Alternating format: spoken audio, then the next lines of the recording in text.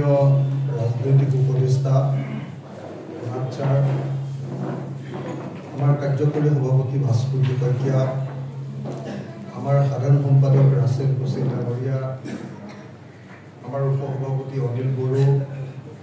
और जिखिनि कार्यकर्ता नेतृबर्ग आछे सकलोके प्रथमते नमस्कार जनाइছো। আজি যিসকলে জয়েন কৰিবলৈ আহিছে তাৰ ভিতৰত উল্লেখযোগ্য যিকেইজন তেখেতসকলৰ নামটো মই প্ৰথমতে সম্বোধন কৰি ল'ব খুজিছোঁ। মুনিন গগৈ, চৰাইদেউ ডিষ্ট্ৰিক্টৰ আম আদমি পাৰ্টিৰ প্ৰেচিডেণ্ট প্ৰাক্তন তেখেত মুনিন গগৈ, চৰাইদেউ ডিষ্ট্ৰিক্টৰ আম আদমি পাৰ্টিৰ প্ৰেচিডেণ্ট। চন্দ্ৰমতী ফুকন, আম আদমি পাৰ্টিৰ শিৱসাগৰ জিলাৰ সভাপতি। হিমাংশু গগৈ, মেডিয়া পেনেলিষ্ট, আম আদমি পাৰ্টিৰ ষ্টেট কমিটি। হিমাংশু গগৈ। ৰঞ্জিত কুমাৰ ৰয়, ষ্টেট ছেক্ৰেটাৰী, অসম তৃণমূল কংগ্ৰেছ। ৰঞ্জিত কুমাৰ ৰয়। ৰতন দাস, ধেমাজি ডিষ্ট্ৰিক্টৰ প্ৰেচিডেণ্ট অসম শিডিউল কাষ্ট ইউনিয়নৰ ধেমাজি ডিষ্ট্ৰিক্টৰ সভাপতি থাকে। সুবোধ তালুকদাৰ, ট্ৰেজাৰাৰ, কোচ ৰাজবংশী সন্মিলন তেখেত আহি আছে, পাওঁ কৈছেহি, তেখেত আহি অলপ সময়ৰ পাছতে পাব। অজিত শইকীয়া, বেজেৰা মণ্ডল বিজেপিৰ জালুকবাৰী কনষ্টিটুৱেঞ্চিৰ বেজেৰা মণ্ডলৰ এক্স জেনেৰেল ছেক্ৰেটাৰী। মানৱ কোঁৱৰ, আমাৰ ছাত্ৰ মুক্তি সংগ্ৰাম সমিতিৰ উপদেষ্টা। মানস কোঁৱৰ আছেনে? আমাৰ জিন্তু পাটগিৰি, সদৌ অসম জাতীয়তাবাদী যুৱ ছাত্ৰ পৰিষদৰ কেন্দ্ৰীয় সাংগঠনিক সম্পাদক জিন্তু পাটগিৰি জিন্তু পাটগিৰি। হয়, তো তেখেতসকলকো মই শ্ৰদ্ধা জনাইছোঁ। আৰু তাৰ লগতে যিসকলে ইয়াতে অংশগ্ৰহণ কৰিবলৈ আহিছে, যোগদান কৰিবলৈ আহিছে, ইয়াত উপস্থিত থকা সকলোৱে যোগদান কৰিবলৈ আহিছে, যোগদান কৰা প্ৰত্যেকজনকে মই প্ৰথমতে আমাৰ দললৈ আদৰণি জনাইছোঁ। আৰু দলৰ নীতি নিয়ম বা দলৰ সংবিধান আৰু দলৰ আদৰ্শ সম্পৰ্কে মই আপোনালোকৰ আগত দুটা চাৰিটা কথা ক'ব খুজিছোঁ। আমাৰ দলত যিসকলে আৰু এজন আছে, আছাদুল ইছলাম, আমচুৰ প্ৰাক্তন সভাপতি, মৰিগাঁও জিলা। আছাদুল ইছলাম আহিছে। আৰু খাইৰুল ইছলাম, এডভোকেট, লাহৰীঘাট। তো এতিয়া মই প্ৰথমতে আপোনালোকক কম যে সকলো ধৰ্মৰে যেনেকৈ এখন মূল গ্ৰন্থ থাকে, যেনেকৈ ধৰক হিন্দু ধৰ্মৰ গীতাখন, যেনেকৈ ধৰক মুছলমান ধৰ্মৰ কোৰাণখন, ইছলাম ধৰ্মৰ, যেনেকৈ ধৰক খ্ৰীষ্টান ধৰ্মৰ বাইবেলখন, আমাৰ ৰাইজৰ দলৰ এখন মূল গ্ৰন্থ আছে, এইখনৰ নাম হ'ল ৰাইজৰ দলৰ সংবিধান। মই দলৰ প্ৰত্যেকজন নতুন লিডাৰ যিসকলে আজি আমাৰ দলত যোগদান কৰিব আৰু সদস্য যিসকলে আজি আমাৰ দলত যোগদান কৰিব, তেখেতসকলক মই প্ৰথমতে অনুৰোধ কৰিম যে এই কিতাপখন, এই সংবিধানখন আপোনালোকে সকলোৱে এবাৰ পঢ়ি ল'ব, যাতে আমি প্ৰত্যেকে আমাৰ দলটোৰ নীতি নিয়মবিলাক, আমাৰ আদৰ্শ, আমাৰ দৰ্শন, আমাৰ নীতি নিয়ম, আমাৰ দলৰ গঠনতন্ত্ৰ, এই আটাইবিলাক যাতে ভালকৈ বুজি উঠিব পাৰোঁ, তাৰ কাৰণে প্ৰথম পঢ়িবলগীয়া কিতাপখনৰ নামটো হ'ল ৰাইজৰ দলৰ সংবিধান। এই সংবিধানখন আমি সকলোৰে হাতত দিম, আপোনালোকে সকলোৱে ল'ব পাৰিব। আৰু দ্বিতীয় যিটো বস্তু আমাৰ পঢ়িবলগীয়া বস্তু আছে, সেইটো হ'ল ৰাইজৰ দলৰ কৰ্মসূচী। যদি ৰাইজৰ দলে চৰকাৰ কৰিলে 2031 চনৰ ভিতৰত ৰাইজৰ দলে অসমত কি কাম কৰি পেলাব, তাৰ সমুদায় কৰ্মসূচী ইয়াত সন্নিৱিষ্ট কৰা আছে। প্ৰত্যেকটো ইছ্যু, জাতীয় ইছ্যুৰ পৰা, বিদেশী সমস্যাৰ প্ৰশ্নৰ পৰা, অসম চুক্তিৰ পৰা, 6 জনগোষ্ঠীৰ জনজাতিকৰণৰ পৰা, আকৌ যিসকল আজি বিভিন্ন ধৰণৰ সমস্যাত পৰিছে, যেনেকৈ ডি ভোটাৰৰ সমস্যাৰ পৰা প্ৰত্যেকটো প্ৰশ্নৰ উত্তৰ পাবৰ কাৰণে আৰু লগতে আমি কেনেকৈ অসমখন উন্নত কৰিম, কেনেকৈ আগুৱাই লৈ যাম, আমাৰ ভিজন কি তাক সম্পূৰ্ণ বুজিবৰ কাৰণে যিখন কিতাপত গোটেই বস্তুখিনি লিখি থোৱা আছে, সেই কিতাপখনৰ নাম আমাৰ সপোনৰ অসমখন, অসমবাসীৰ জাতীয় কৰ্মসূচী। এইখন হ'ল আমাৰ কৰ্মসূচী। এই দুখন কিতাপ পঢ়াটো আমাৰ প্ৰত্যেকজন সদস্যৰ কাৰণে, প্ৰত্যেকজন নেতাৰ কাৰণে এইটো অপৰিহাৰ্য। যেনেকৈ কোৰাণ নপঢ়াকৈ ইছলাম ধৰ্মী হ'ব নোৱাৰি, যেনেকৈ গীতা নপঢ়াকৈ আমি হিন্দু ধৰ্ম চৰ্চা কৰিব নোৱাৰোঁ, যেনেকৈ বাইবেল নপঢ়াকৈ আমি খ্ৰীষ্টিয়ান ধৰ্ম চৰ্চা কৰিব নোৱাৰোঁ, তেনেকৈ ৰাইজৰ দলৰ কাম কৰিবৰ কাৰণে এই দুখন গ্ৰন্থ অপৰিহাৰ্য। আপোনালোকক সকলোকে পঢ়ি ল'বৰ কাৰণে মই অনুৰোধ জনাইছোঁ। এতিয়া যদি আপোনালোকে সোধে যে আমাৰ দলটোৰ লক্ষ্য কি, আপোনালোকে সকলোৱে জানে যে আজিৰ দিনটোত বিজেপিয়ে কি কৈ থাকে।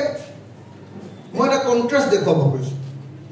বিজেপিয়ে কৈ থাকে যে এক দেশ এক শাসন ব্যৱস্থা, এক দেশ এক ধৰ্ম, এক দেশ এক ভাষা, এক দেশ এক কৰ ব্যৱস্থা, এক দেশ এক আইডেণ্টিটি, এক দেশ এক নিৰ্বাচন, এনেকৈ কয়নে? ঠিক তেনেকৈ এইটো এক দেশ এক ব্যৱস্থা। গোটেই দেশখনত এটা ব্যৱস্থা প্ৰৱৰ্তনৰ কথা কয় আৰু আমি তাৰ পৰিৱৰ্তে তাৰ ঠিক ওলোটা কথাটো কওঁ। তাৰ ঠিক ওলোটা কথাটো যে এখন দেশত এখন ফুলনি বাগিচা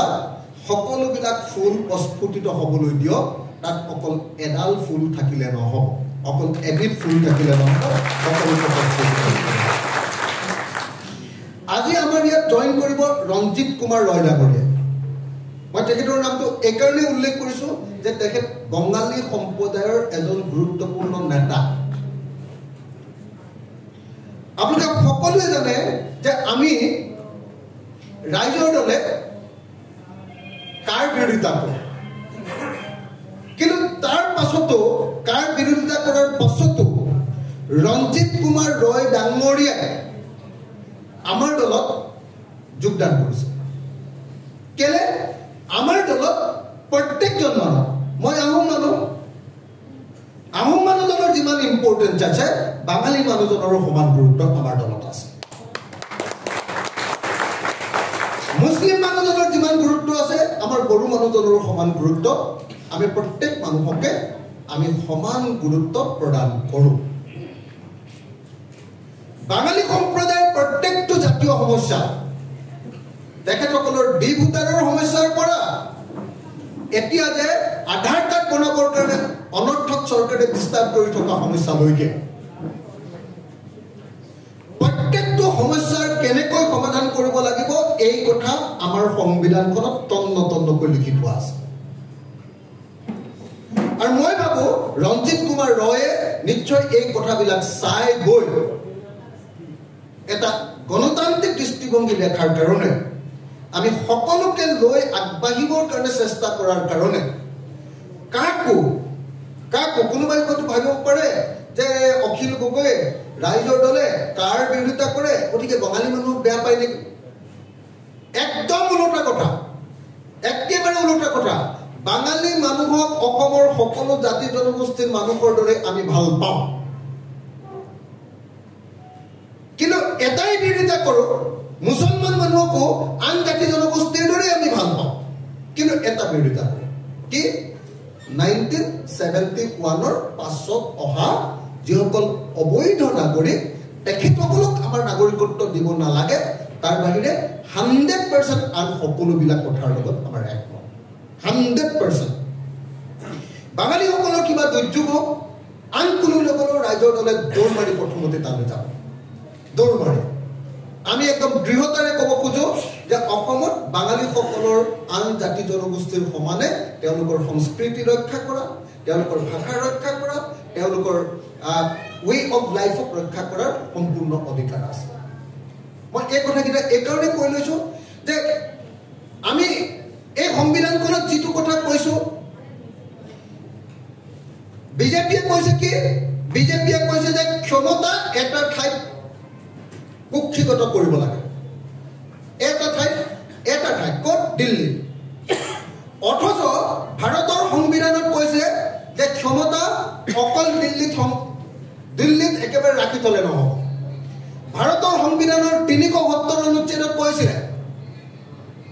যে যদিও ভাৰতৰ সংবিধান আছে,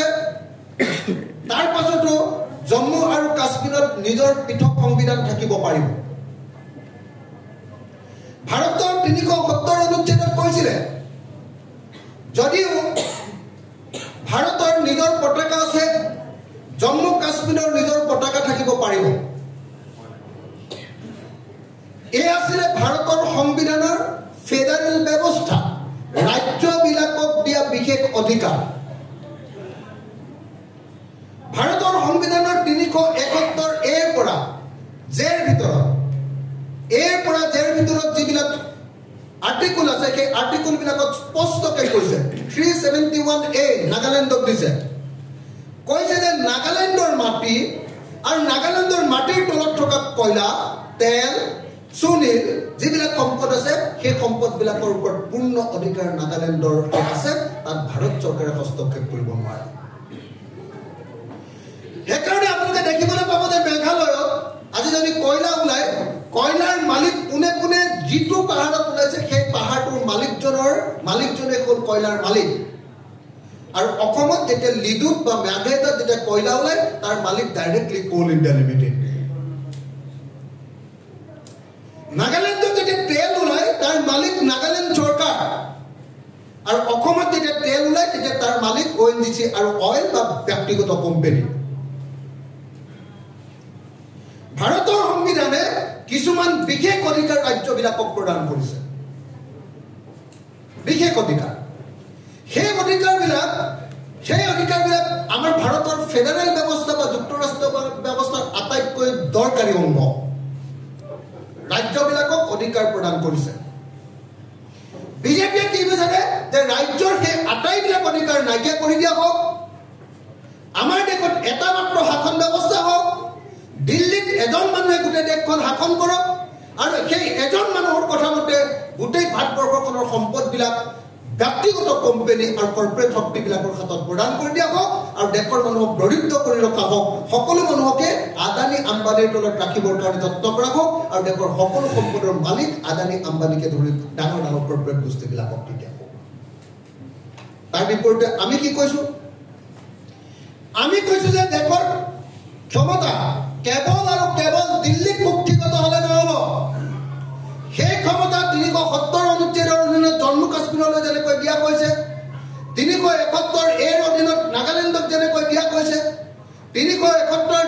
জিৰ অধীনত যেনেকৈ মিজোৰামক দিয়া হৈছে, ঠিক তেনেকৈ ছিকিমক যেনেকৈ 371 জেৰ অধীনত তাত ছিকিমৰ লোকেল মানুহবিলাক, লেপচা মানুহবিলাকক তাতে লোকেল মানুহৰ কাৰণে, তাত থলুৱা মানুহৰ কাৰণে আসন সংৰক্ষণ, লোকসভা আৰু বিধানসভাত আসন সংৰক্ষণৰ কথা কৈছে। কৰ্ণাটকত যেনেকৈ তাত চাকৰি সংৰক্ষণৰ কথা কৈছে, ঠিক তেনেকৈ আমাৰ অসমৰ কাৰণেও 371A 371 ক অনুচ্ছেদ আমাৰ অসমৰ কাৰণে প্ৰদান কৰিব লাগে। আৰু 371A অনুচ্ছেদ যদি থাকে, তেতিয়াহ'লে অসমৰ মাটিৰ ওপৰত অসমৰ সৰ্বোচ্চ ক্ষমতা অসমবাসী ৰাইজৰ হ'ব, আৰু সেই মাটিত থকা সকলো সম্পদৰ মালিক হৈ পৰিব অসম। এইটো আমাৰ এই সংবিধানে সেই ব্যৱস্থা অসমক বিশেষ ৰাজ্যৰ মৰ্যাদা 371 ক অনুচ্ছেদৰ ভিত্তিত দিবৰ কাৰণে আমি আহ্বান জনাইছো। এইটো এখন বিজেপি, কংগ্ৰেছ আৰু আন ৰাজনৈতিক দলবিলাকৰ লগত আমাৰ পাৰ্থক্য। ৰাষ্ট্ৰীয় দলবিলাকে কয় যে ক্ষমতা কেৱল আৰু কেৱল দিল্লীত তোমালোকে কুক্ষিগত কৰা। আমি কওঁ যে ক্ষমতা তললৈ নমাই অনা, আৰু ক্ষমতা অকল দিছপুৰত নহয়, ক্ষমতা পুৰা গাঁৱৰ ভিতৰলৈ লৈ অহা। আমি প্ৰত্যেকখন গাঁৱক স্বাধীন বা স্বতন্ত্ৰ বা স্বনিৰ্ভৰশীল কৰি গঢ়ি তুলিব খোজো আৰু তাৰে ৰূপৰেখা আমি আমাৰ সপোনৰ অসমখনত প্ৰতিষ্ঠা কৰিছোঁ সাপোজ আজিৰ দিনটোত সাপোজ এখন বড়ো গাঁও আছে সেই বড়ো গাঁৱত বড়ো যি চিষ্টেম 371A অধীনত কি কৰে নাগালেণ্ডৰ যিটো চিষ্টেম সেই চিষ্টেমটোক মানি লয় 371A যেতিয়া অসমত লাগু হ'ব বড়োসকলৰ সেই বড়ো গাঁওখনত তেওঁলোকৰ ব্যৱস্থা অনুসৰি চলিব পাৰিব ঠিক তেনেকে এজন বাঙালী ভাষীৰ লোক এজন আহোম মানুহ এজন কলিতা মানুহ এজন ব্ৰাহ্মণ মানুহে তেওঁলোকৰ নিজৰ পৰিস্থিতি লৈ সকলোৱে ইয়াত জীয়াই থাকিব পাৰে আমি একেলগতে এই তিনিওটা পৰিচয় এটা আপোনাৰ জনগোষ্ঠীগত পৰিচয় ধৰক বাঙালীৰ পৰিচয় ধৰক মোৰ আহোমৰ পৰিচয় মোৰ অসমীয়াৰ পৰিচয় আৰু ৰঞ্জিত কুমাৰ ৰয় বাঙালীৰ পৰিচয় কি কয় অসমীয়াৰ পৰিচয় আৰু তিনি আমাৰ ভাৰতীয় পৰিচয় ৰঞ্জিত কুমাৰ ৰয়ৰ ভাৰতীয় পৰিচয় আৰু অখিল গগৈৰ ভাৰতীয় পৰিচয় এই তিনিওটাৰ মাজত আমি ক'তো কাজিয়া নেদেখো মই একেটা সময়তে আহোম মই একেটা সময়তে সমান অসমীয়া মই একেটা সময়তে সমান ভাৰতীয় ইয়াত আহোমৰ লগত অসমীয়াৰ কাজিয়া নাই অসমীয়াৰ লগত ভাৰতীয় কাজিয়া নাই তিনিওটা পৰিচয় আমি একেলগতে ৰাখিব পাৰিম বাঙালীসকলে বাঙালীৰ পৰিচয় ৰাখিব পাৰিব বাঙালীসকলে অসমীয়াৰ পৰিচয় ল'ব বাঙালীসকলে ভাৰতীয়ৰ পৰিচয় ল'ব এই তিনিওটা পৰিচয় এওঁলোকে আমি সকলোৱে ল'ব পাৰিম সকলোৱে নিজৰ সংস্কৃতি নিজৰ ধৰ্ম নিজৰ বৈশিষ্ট্য সকলোবিলাক ৰক্ষা কৰিবৰ কাৰণে আমি তেনেকুৱাকে এখন ফুলনিত সকলো ফুল প্ৰস্ফুটিত হওক এই গণতান্ত্ৰিক আৰু ফেডাৰেল ব্যৱস্থাত আমি বিশ্বাস কৰোঁ মই ভাবোঁ যে আপোনালোকে যিসকলে ৰাষ্ট্ৰীয় দলৰ পৰা আহিছে মই তেখেতসকলক সকলোকে অনুৰোধ কৰিছোঁ আমাৰ দলটো কেৱল আঞ্চলিক দল নহয় আমাৰ দলটো হ'ল আঞ্চলিকতাবাদী দল আঞ্চলিক দল হয় কাৰণ আমি অসমত কনচেন্ট্ৰেট কৰোঁ কিন্তু আমি আঞ্চলিকতাবাদী দল কাৰণ আমি অসমৰ অধিকাৰ প্ৰতিষ্ঠা কৰিবৰ কাৰণেও কাম কৰোঁ এই কথাটো কোনেও যেন পাহৰি নাযায় আৰু অসমৰ অধিকাৰ প্ৰতিষ্ঠা কৰাৰ সময়ত ভাৰতৰ কোনো অধিকাৰ আমি হৰণ কৰিব নোখোজো ভাৰতীয় মানুহৰ কোনো অধিকাৰ আমি হৰণ কৰিব নোখোজো তাত ক'তো আমাৰ কাজিয়া নাই এই বস্তুটো আমি সকলোৱে বুজি লোৱা দৰকাৰ দ্বিতীয় বস্তুটো হ'ল আপোনালোকে সকলোৱে দেখিছে যে এতিয়া এই সময়ত অসমত ফাষ্টেষ্ট গ্ৰয়িং যিটো পাৰ্টি পলিটিকেল পাৰ্টি আছে সেইটো হ'ল আজিৰ দিনটোত ৰাইজৰ দল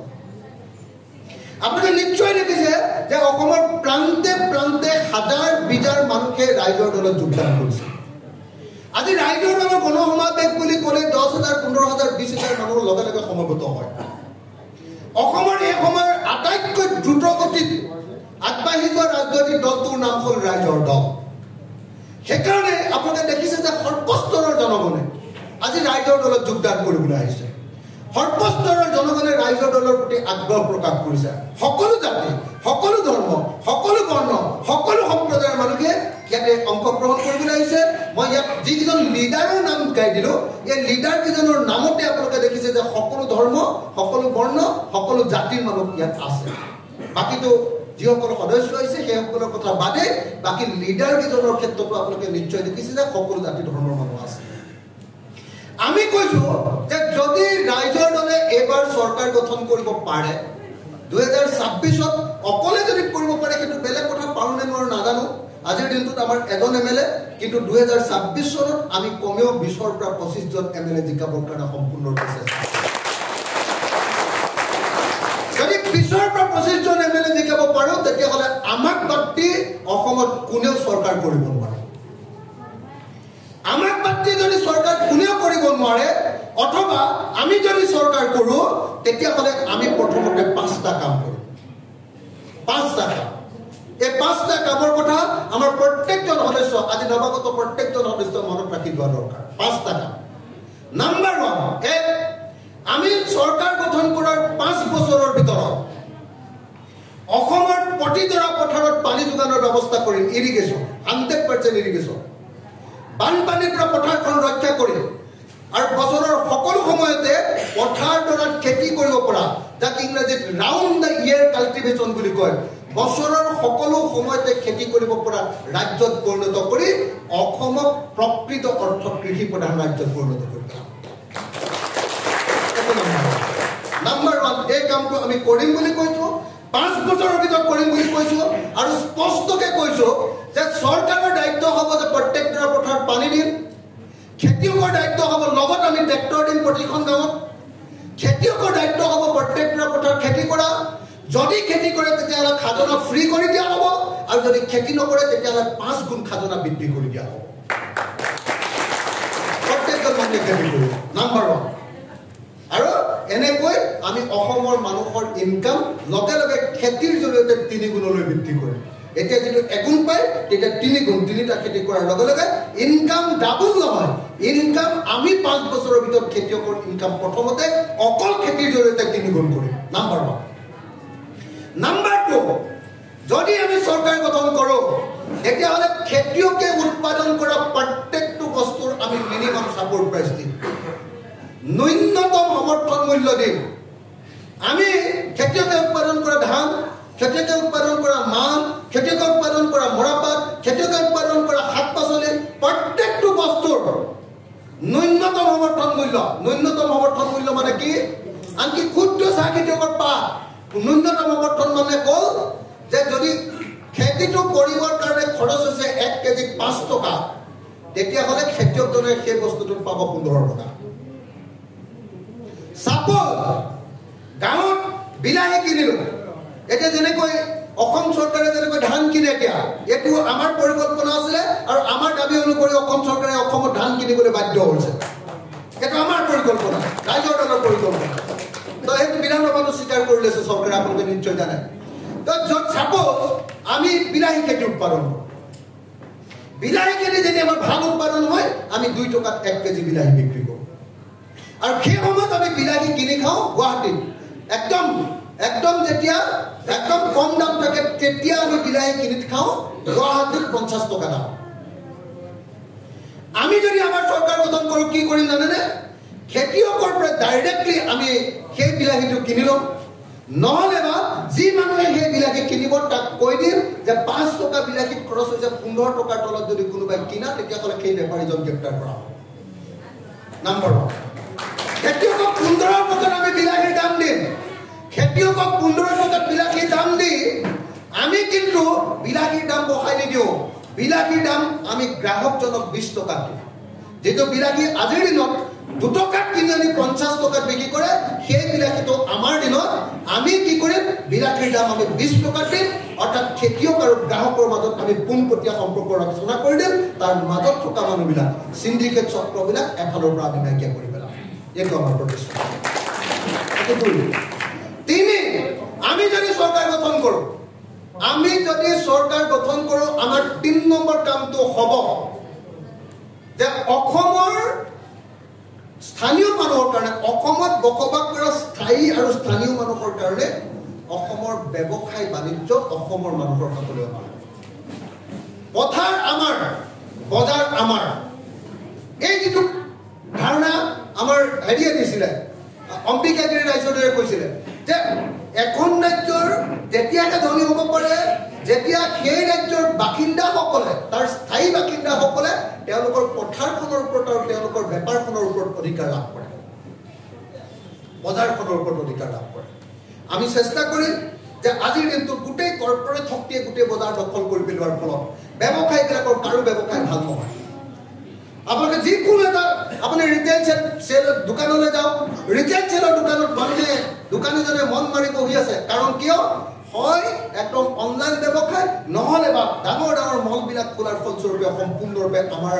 এই ৰিটেইল চেল ব্যৱসায়বিলাকৰ অৱস্থা বেয়া আমি আপোনালোকক কথা দিছোঁ যে যদি ৰাইজৰ দলৰ চৰকাৰ হয় তেতিয়াহ'লে বজাৰ স্থানীয় মানুহৰ হাতলৈ আনিবৰ কাৰণে আমি সকলো পৰিকল্পনা গ্ৰহণ কৰিম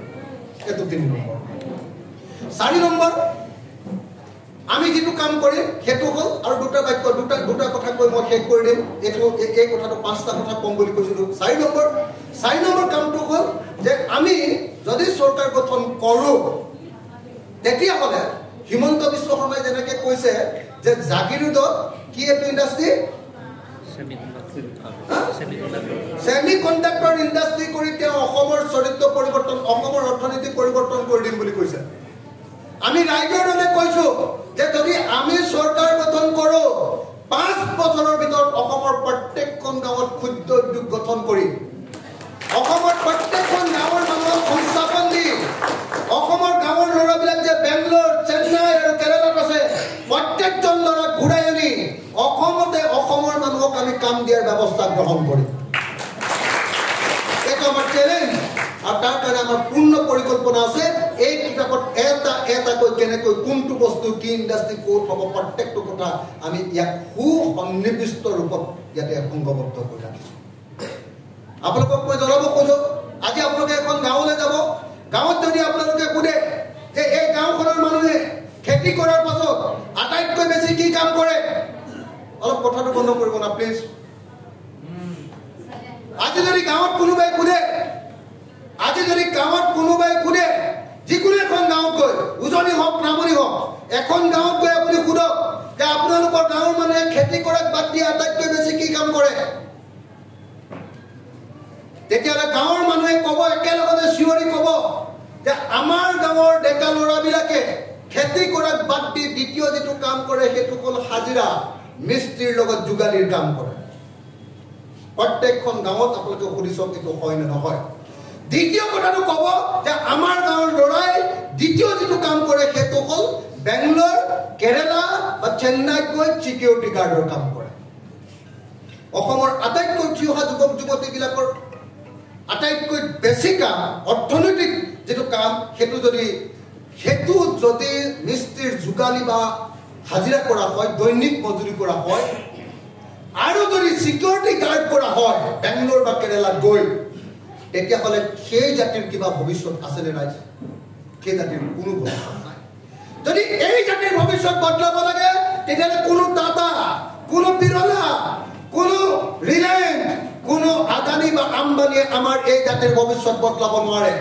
এই জাতিৰ ভৱিষ্যত বদলাবলৈ গ'লে আমাৰ ৰাইজ আৰু আমাৰ চৰকাৰে ঐক্যবদ্ধভাৱে আমি গাঁৱে গাঁৱে সৰু সৰু ইণ্ডাষ্ট্ৰি খুলিব লাগিব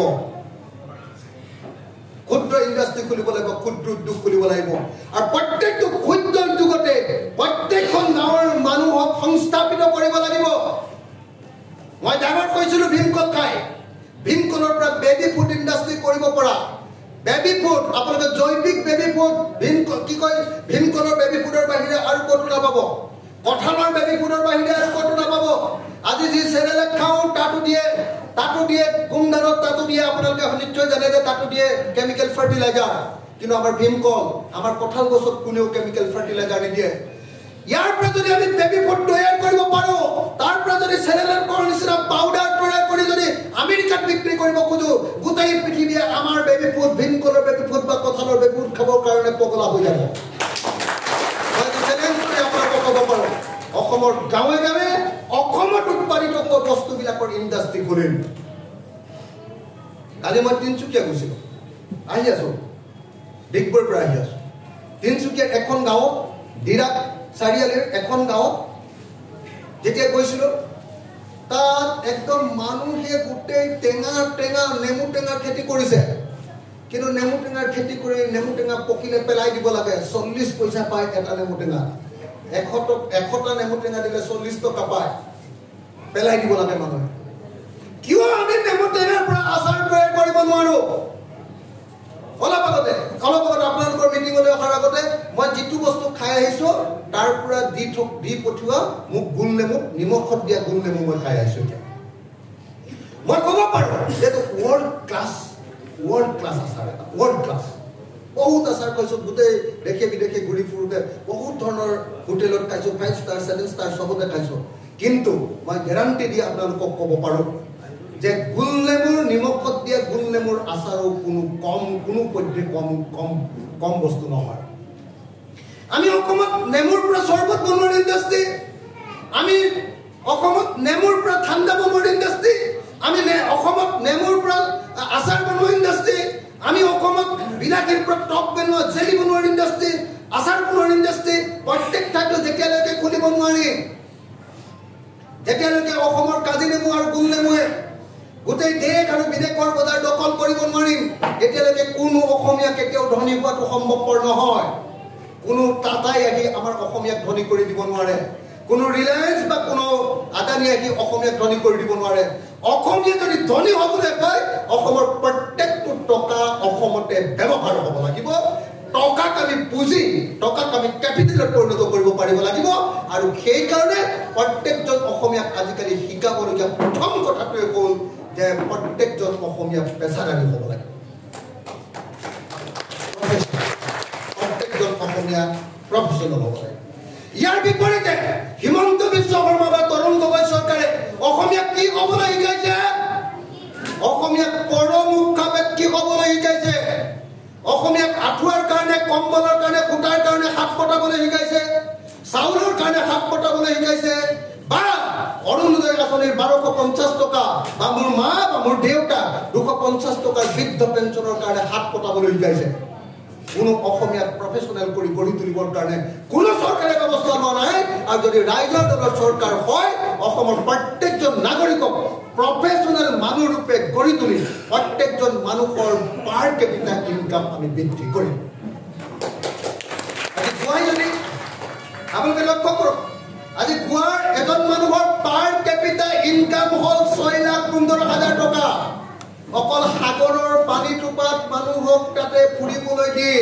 সাগৰৰ পানী টোপাত ফুৰিবলৈ দি আৰু ফেনী খুৱাই ধৰি ফেনী মানে আমাৰ অসমৰ চুলাই মদৰ নিচিনা ফেনী আৰু সাগৰৰ পানী টোপা দি যদি গুৱাই যদি এক বছৰত এজন মানুহৰ ইনকাম 6,15,000 কৰিব পাৰে কিয় অসমৰ তেল কয়লা চুনিল চাহপাত চব থকাৰ পাছতো খেতি থকাৰ পাছতো গুৱাহাটীত খেতি নাই ব্ৰহ্মপুত্ৰ থকাৰ পাছতো কাজিৰঙা থকাৰ পাছতো শিৱসাগৰ থকাৰ পাছতো কিয় অসমৰ এজন মানুহৰ ইনকাম 1,20,000 টকা হৈছে পাৰ কেপিটা ইনকাম কিয় 1,20,000 হিমন্ত বিশ্ব শৰ্মাই উত্তৰ দিব পাৰিব কিয় আমাৰ কাষতে থকা ছিকিম নামৰ সৰু ৰাজ্যখন কি আছে ছিকিমত আপোনালোকে চাবলৈ যাওক দুটামান পাহাৰ আৰু পাহাৰত পৰে অকণমান মাজে মাজে বৰফ তাৰ বাহিৰেতো ছিকিমত একো নাই কিন্তু আমাৰ কি নাই আপোনালোকে নিজেই চাওক আমাৰ নিচিনা এনেকুৱা ধৰণৰ সেউজীয়া আমাৰ নিচিনা ইমান ডাঙৰ ব্ৰহ্মপুত্ৰ নদী আমাৰ নিচিনা ৱাইল্ড লাইফ আমাৰ নিচিনা হেৰিটেজ ভাৰতৰ কোনখন ৰাজ্যৰ আছে আমাৰ নিচিনা 97টা জাতি আৰু প্ৰত্যেকটো জাতিৰে খাদ্য অভ্যাস বেলেগ প্ৰত্যেক জাতিৰে ড্ৰেছ বেলেগ প্ৰত্যেকটো জাতিৰে কি কয় আপোনাৰ কি কয় সংস্কৃতি বেলেগ প্ৰত্যেকটো জাতিৰে হাঁচপানী কি কয় এইটো ভটকা বেলেগ চবৰে আহোমৰ হাঁচপানী খাব নে মিচিঙৰ চাইমদ খাব বড়োৰটো খাব নে ডিমাচাৰটো খাব ইমান বস্তু থকাৰ পাছতো কিন্তু আমি অসমক বনাব পৰা নাই সেইকাৰণে আমাৰ স্পষ্ট কথা যদি গুৱাই পৰ্যটন ৰাজ্য হিচাপে ইমান আগুৱাই যাব পাৰে ছিকিমে যদি পৰ্যটন ৰাজ্য হিচাপে ইমান আগুৱাই যাব পাৰে ৰাইজৰ দলে চৰকাৰ গঠন কৰাৰ 5 বছৰৰ ভিতৰত অসমক ভাৰতৰ শ্ৰেষ্ঠ পৰ্যটন ৰাজ্য ৰূপে গঢ়ি তোলা হ'ব আৰু প্ৰত্যেকজন অসমীয়াৰ গড় জনমূলীয়াই পাৰ কেপিটা ইনকাম 1,20,000 পৰা এতিয়া গুৱাৰ 6,15,000 আটাইতকৈ বেছি অন্তত পক্ষে অসমৰ 10 লাখ টকাত আমি প্ৰত্যেকজন অসমীয়া মানুহৰ পাৰ কেপিটা এই লক্ষ্যলৈ আমি ৰাজ্যৰ দল গঠন কৰিছোঁ এই লক্ষ্যৰে আমি আগুৱাই যাব খুজিছোঁ সমগ্ৰ অসমত এতিয়া ৰাইজৰ দলৰ প্ৰতি আগ্ৰহ বৃদ্ধি পাইছে সমগ্ৰ জাতি সকলো জাতি জনগোষ্ঠীৰ মানুহে আমাৰ দলত আহি ভিৰ কৰিছে আৰু এই মুহূৰ্তত সেইকাৰণে আমাৰ কাৰণে আটাইতকৈ ইম্পৰ্টেণ্ট কথাটো হ'ল দুটা এক নম্বৰ আমাৰ কাৰণে আটাইতকৈ ইম্পৰ্টেণ্ট কথাটো হ'ল যে এই মুহূৰ্তত জিকিব পৰা নাম্বাৰ 1 দলৰ প্ৰতি আনুগত্য থকা এইটো এক নম্বৰ আচলতে দলৰ প্ৰতি আনুগত্য বা দলৰ আদৰ্শতে পুৰা জিনি যোৱা নাম্বাৰ 1 নাম্বাৰ 2 উইনেবিলিটি থকা লিডাৰ তৈয়াৰ কৰা 126টা সমষ্টিৰ কাৰণে 126জন লিডাৰ তৈয়াৰ কৰাটো আমাৰ প্ৰথম আৰু প্ৰধান দায়িত্ব আমাৰ দ্বিতীয় দায়িত্বটো হ'ল অসমৰ প্ৰত্যেকটো জাতি জনগোষ্ঠী প্ৰত্যেকখন গাঁও প্ৰত্যেকখন বাগান প্ৰত্যেকখন লাইন প্ৰত্যেকটো টাউনৰ বস্তি এলেকা আৰু চৰ চাপৰি এলেকাৰ ভিতৰলৈ সোমাই গৈ প্ৰত্যেকজন মানুহৰে হৃদয় জিনি অসমৰ প্ৰত্যেকটো বুথ কমিটি তৈয়াৰ কৰি 2026 চনৰ নিৰ্বাচনত বিজেপি দলক ব্ৰহ্মপুত্ৰত দলিয়াই পেলোৱাটো হ'ল আমাৰ আটাইতকৈ ডাঙৰ আমি দুটা দলক 2026 চনত ব্ৰহ্মপুত্ৰত উঠুৱাই দিব খোজো এটা হ'ল হিমন্ত বিশ্ব শৰ্মা নেতৃত্বাধীন হিন্দু সাম্প্ৰদায়িক দল বিজেপি আৰু আনটো হ'ল বদৰুদ্দিন আজমল ডাঙৰীয়াৰ নেতৃত্বাধীন মুছলমান মৌলবাদী দল AIDF। এই দুয়োটা দলকে 2026 চনৰ নিৰ্বাচনত আমি ইয়াতে গুৱাহাটীতে চকীয়ে টকীয়ে ধৰি বান্ধি আমি ব্ৰহ্মপুত্ৰত দলিয়াই দিব খোজো আৰু তেওঁলোকক এই কাম কৰিবৰ কাৰণে আমি সকলোৱে এতিয়া ঐক্যবদ্ধভাৱে লাগি গৈছো। মই আপোনালোকক অনুৰোধ জনাম আমাক তেনেকুৱা আদৰ্শবাদী কেইজনমান নেতা লাগে, আমাক আদৰ্শবাদী তেনেকুৱা লিডাৰ লাগে, আমাক আদৰ্শবাদী তেনেকুৱা কৰ্মী লাগে যি ক'ব যে 10 বছৰ ৰাইজৰ দলত দিম আৰু 10 বছৰৰ ভিতৰত অসমৰ চৰিত্ৰ সম্পূৰ্ণৰূপে বদলি কৰি দিম, অসমৰ চেহেৰাই বদলি কৰি দিম। মই আপোনালোকক সেইকাৰণে কৈছো ৰাইজৰ দলত আপোনালোকে কাম কৰিবলৈ অহাটো কেৱল আপোনালোকে পঞ্চায়তৰ মেম্বাৰ হ'বলৈ অহা নহয়, কেৱল আপোনালোকে জিলা পৰিষদৰ মেম্বাৰ হ'বলৈ অহা নহয়, আপোনালোকে MLA বা MP হ'বলৈ অহা নহয়। ৰাইজৰ দলত যদি আপোনালোকে যোগদান কৰিছে আৰু ৰাইজৰ দলৰ কাৰণে যদি সঠিকভাৱে কাম কৰিছে তেতিয়াহ'লে অহা 10 বছৰৰ ভিতৰত অসমৰ চেহেৰা সলনিত হৈ যাব। আৰু সেইকাৰণে এই সময়ত ৰাইজৰ দলত কাম কৰাটোৱেই অসমৰ জাতীয় জীৱনৰ আটাইতকৈ গুৰুত্বপূৰ্ণ কাম বুলি মই বিবেচনা কৰোঁ। প্ৰত্যেকজন নাগৰিকক আজি আমাৰ দললৈ আদৰণি জনাইছো, সকলোকে সংবিধানখন পঢ়িবৰ কাৰণে, সকলোকে কৰ্মসূচীখন পঢ়িবৰ কাৰণে, আমাৰ সপোনৰ অসমখন এইখন পঢ়িবৰ কাৰণে আহ্বান জনাইছো। আৰু সকলোকে কথাবিলাক বুজি বাজি আগবাঢ়ি আহি সঁচা সঁচিকে সকলোৱে মিলি মই আকৌ কৈছো আমাৰ দলৰ ভিতৰত সকলো জনগোষ্ঠীৰ সমান অধিকাৰ আছে। আমি কাকো ওপৰত আৰু কাকো তলত নাৰাখো।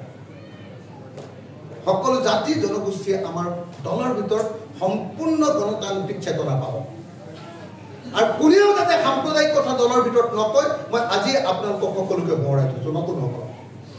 আমাৰ দলৰ ভিতৰত সাম্প্ৰদায়িকতাক আমি কেতিয়াও ব্যৱহাৰ নকৰোঁ। আমাৰ দলৰ কোনো মানুহ সাম্প্ৰদায়িক হ'ব নোৱাৰে। যদি কোনোবা সাম্প্ৰদায়িক হৈছে বিজেপি বা AIDFৰ ওচৰলৈ গুচি যাওক, আমাৰ দললৈ আহিব নালাগে। মই ইমানখিনি কথা কৈয়ে নতুন সকলো নেতাকে আমাৰ দললৈ আদৰণি জনাইছো, সকলো কৰ্মীকে আদৰণি জনাইছো। আজি আম আদমি পাৰ্টিৰ 2খন জিলা কমিটি আমাৰ দলত চামিল হ'ব, প্ৰাক্তন জিলা কমিটি। আৰু আটাইবিলাক যিমানবিলাক আছে এফালৰ পৰা সকলো যিবিলাক বিভিন্ন ৰাজনৈতিক দলৰ যিবিলাকে গুৰুত্ব লাভ কৰা নাই, যিসকলে গুৰুত্ব পাব লাগিছিলে, যিবিলাক আদৰ্শৱান মানুহ, আটাইবিলাক দলৰ পৰা আমাৰ লগত যোগাযোগ চলি আছে। 2026 চনত সঁচা সঁচিকে আপোনালোকে এটা বেলেগ ধৰণৰ ব্যৱস্থা দেখিবলৈ পাব। মই সেইকাৰণে স্পষ্টকৈ ক'ব খোজো যে আজিৰ দিনটোত অসমত ফাষ্টেষ্ট গ্ৰয়িং আটাইতকৈ দ্ৰুত গতিত আগবাঢ়ি যোৱা দলটোৰ নাম হ'ল ৰাইজৰ দল। আৰু সেইকাৰণে সকলোৰে চকুৰ এটা সপোন আহিছে যে ৰাইজৰ দলে 2026 চনত চৰকাৰ পৰিৱৰ্তন কৰিব, ফেচিবাদক সাম্প্ৰদায়িকতাবাদক অসমৰ পৰা বিদায় দিব আৰু আমি অসমত গণতান্ত্ৰিক আৰু প্ৰকৃত প্ৰগতিশীল জাতীয়তাবাদী চৰকাৰ গঠন কৰিব পাৰিম। এই আশা কৰি মই মোৰ বক্তব্য সামৰণি মাৰিছো আৰু আপোনালোক সকলোকে দললৈ আদৰণি জনাই মই এটা শ্লোগান দিব কৈছো। সকলোকে এটা শ্লোগানত অংশগ্ৰহণ কৰিবৰ কাৰণে অনুৰোধ জনাই বৈ ইনকলাব